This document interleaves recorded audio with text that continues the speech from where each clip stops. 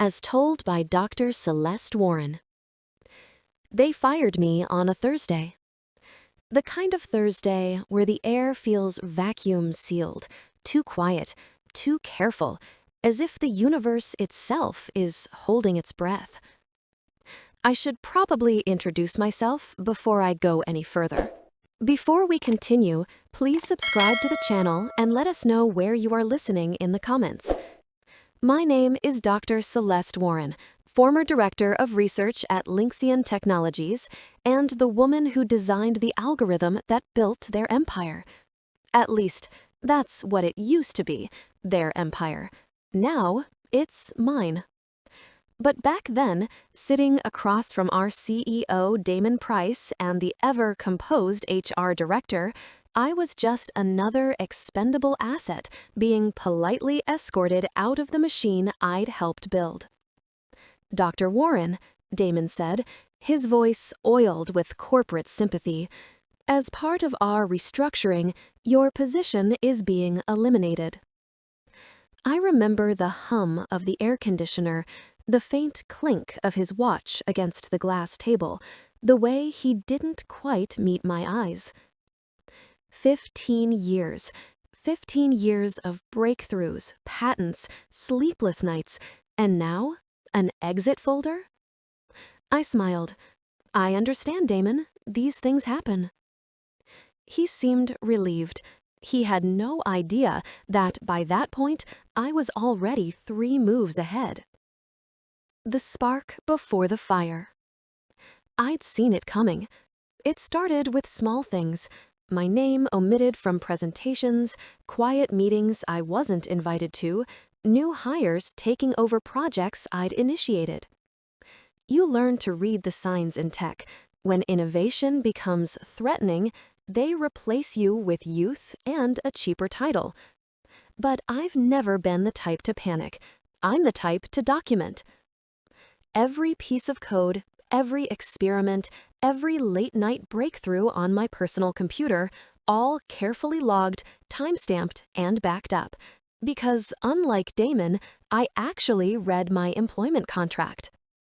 Anything developed outside of work hours, using my own resources, was mine.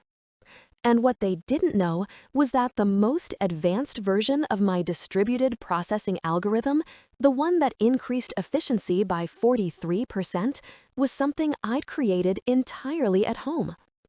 When the first restructuring rumors began, I contacted Adrian Coe, an IP attorney with a mind as sharp as a scalpel. Together, we filed for a patent under my name. It cleared faster than I could have hoped. The paperwork was flawless. By the time Lynxian decided to eliminate my position, my name was already etched into federal records as the sole inventor of the very system they depended on. They thought they were cutting me off. I was unplugging them. The quiet pivot. A week after my termination, I met with Adrian again, this time joined by Lydia Cross, COO of Orion Systems, Lynxian's biggest rival. We met in a quiet, upscale restaurant on the outskirts of the city, private booths, low lighting, the kind of place where major decisions happen in whispers. Lydia smiled as she slid a folder across the table. Dr. Warren, Orion would like to license your technology exclusively. In addition, we'd like to bring you on as Chief Innovation Officer.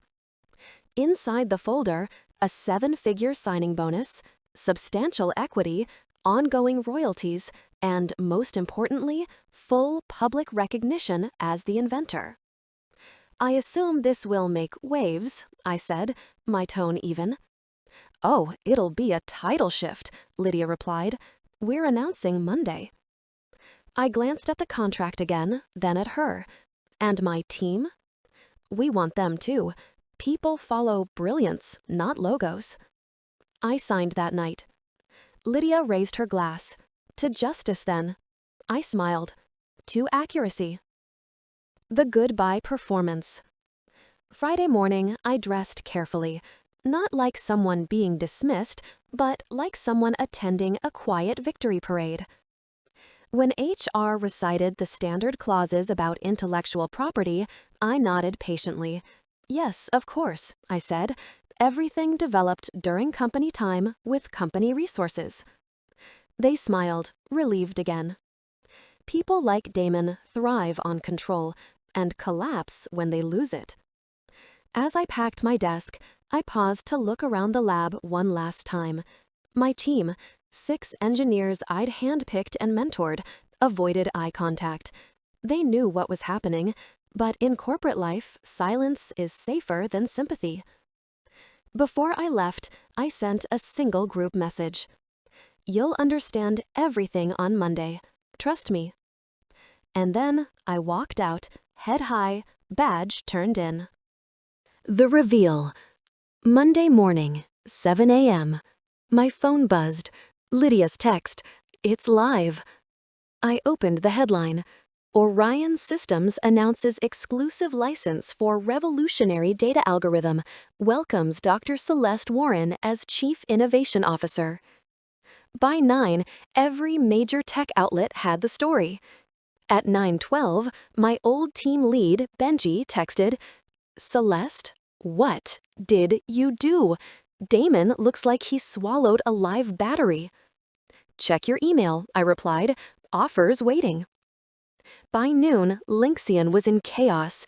Investors were demanding explanations. Legal was scrambling to verify what the press already knew. Their core technology was no longer theirs. At 2 p.m., Damon emailed me directly. Celeste, there's clearly been a misunderstanding. Please call me immediately. I forwarded it to Orion's legal department and returned to my onboarding meeting. By the end of the day, Lynxian's stock had dropped 9%. Orion's had risen 13%. Validation looks good on you, Lydia said when she stopped by my new office. It's long overdue, I replied. The fallout. The next 72 hours were glorious in their precision. Benji kept me updated from the inside. They're combing through every email, every file, trying to prove you used company resources. They'll find nothing, I wrote back, because I hadn't. By Wednesday, 2 of Lynxian's biggest clients reached out to Orion for demonstrations of our version of the technology.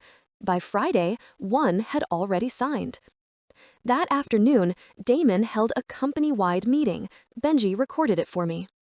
We are confident we can rebuild the algorithm internally, Damon said, voice tight. I laughed so hard I nearly spilled my coffee. Let them try. It had taken me 3 years to create it, and 3 months to take it back. The domino effect. 2 weeks later, Orion launched its product line powered by my algorithm, Helios Engine. Demand skyrocketed, press coverage exploded. Tech magazines called it a once-in-a-generation leap in distributed processing. Meanwhile, Lynxian unraveled. Their head of legal resigned, their board split, and Damon was ousted within a month. Benji texted, "He's gone. Board forced him out. Karma in high resolution."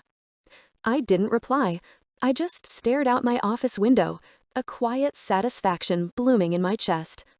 The same skyline, a different view. That evening, I received an email from Lynxian's interim CEO, Richard Hale.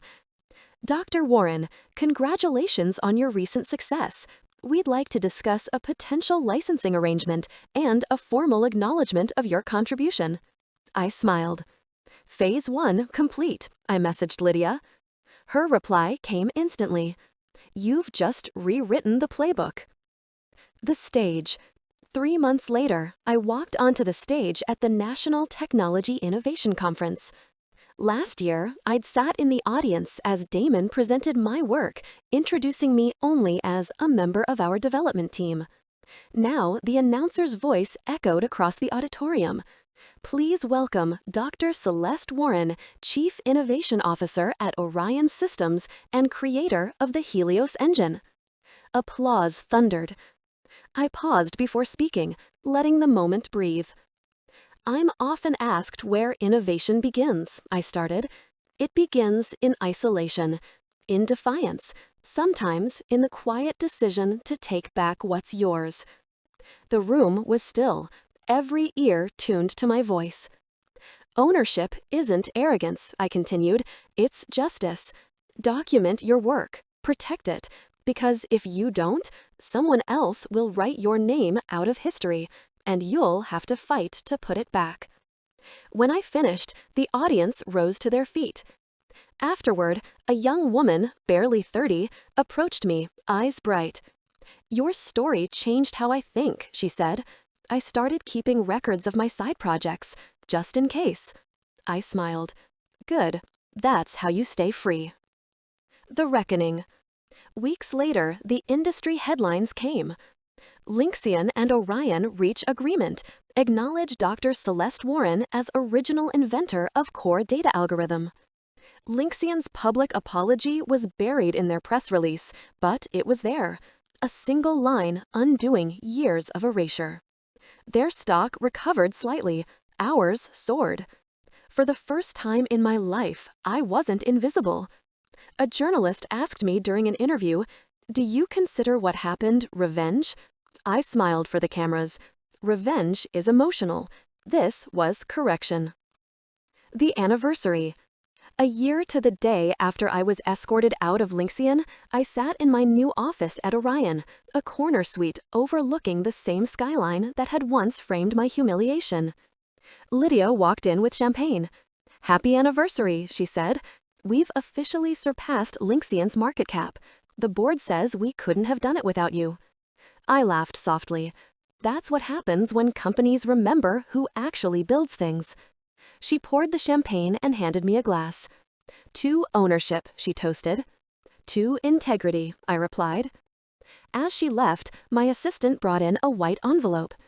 Inside was an invitation embossed in gold.